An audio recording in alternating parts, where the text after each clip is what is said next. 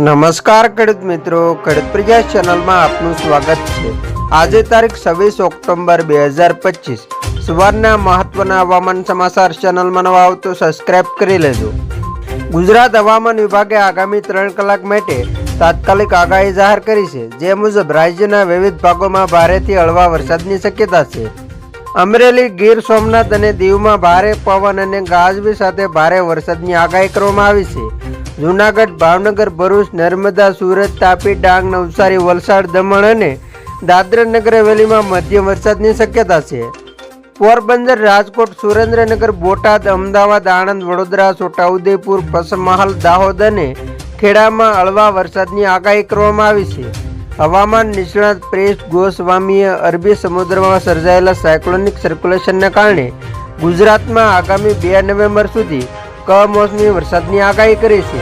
આ વરસાદની તીવ્રતા 25 થી 30 ઓક્ટોબર દરમિયાન વધુ રહેશે, જ્યારે 31 ઓક્ટોબરથી 2 નવેમ્બર દરમિયાન તેમાં ઘટાડો થશે। સૌથી વધુ અસર સૌરાષ્ટ્રના દરિયાકાંઠાના ભાગો અને દક્ષિણ ગુજરાતમાં જોવા મળશે। સૌરાષ્ટ્રના ભાવનગર, અમરેલી, ગીર સોમનાથ અને જૂનાગઢ જેવા જિલ્લાઓમાં 1 થી 2 ઇંચ કે તેથી વધુ વરસાદ પડી શકે છે। દક્ષિણ ગુજરાતના ભરૂચ, સુરત, વલસાડ, નવસારી સહિતના તમામ વિસ્તારોમાં પણ 0.5 થી 1.5 ઇંચ વરસાદની સંભાવના છે। હવામાન નિષ્ણાત પ્રેસ ગોસ્વામીએ અગાઉ આપેલી આગાહી મુજબ ગુજરાતમાં કમોસમી વરસાદ આવતીકાલે એટલે કે 25 ઓક્ટોબરથી શરૂ થઈ ગયો છે અને તે 2 નવેમ્બર સુધી ચાલુ રહેવાની સંભાવના છે। આ વરસાદ પાછળનું મુખ્ય કારણ અરબી સમુદ્રમાં બનેલું સાયક્લોનિક સર્ક્યુલેશન છે, જે ધીમે ધીમે ઉત્તર પશ્ચિમ દિશા તરફ આગળ વધી રહ્યું છે અને આગામી દિવસોમાં ડિપ્રેશનમાં મજબૂત થવાની શક્યતા છે। આ સિસ્ટમ ગુજરાત પાસેથી પસાર થતાં તેનો અસરગ્રસ્ત ઝોન રાજ્યના મોટા ભાગ પરથી પસાર થશે। પ્રેસ ગોસ્વામીના મતે માવઠાની સૌથી વધુ તીવ્રતા અને અસર 25 થી 30 ઓક્ટોબર સુધી જોવા મળશે। ત્યારબાદ 31 ઓક્ટોબર, 1 અને 2 નવેમ્બરના રોજ વરસાદની શક્યતા અને તીવ્રતામાં નોંધપાત્ર ઘટાડો થશે। આ માવઠાનો સૌથી વધુ પ્રભાવ સૌરાષ્ટ્રના દરિયાકાંઠાના ભાગો અને દક્ષિણ ગુજરાતના વિસ્તારોમાં જોવા મળશે।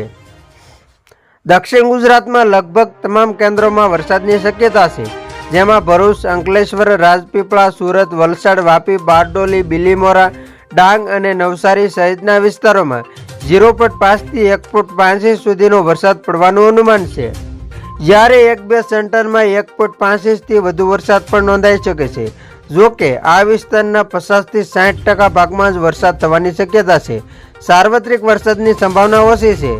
સૌરાષ્ટ્રમાં પણ તમામ સેન્ટર્સ પર વરસાદની શક્યતા છે, પરંતુ સૌથી વધુ તીવ્રતા ભાવનગર, અમરેલી, ગીર સોમનાથ અને જૂનાગઢમાં જોવા મળે તેવી શક્યતા છે। તો ખેડૂત મિત્રો, આ હતા સવારના મહત્વના હવામાન સમાચાર। ફરી વખત મળશું નવી અપડેટ સાથે। ત્યાં સુધી જોતા રહેજો ખેડૂત પ્રિયા યુટ્યુબ ચેનલ।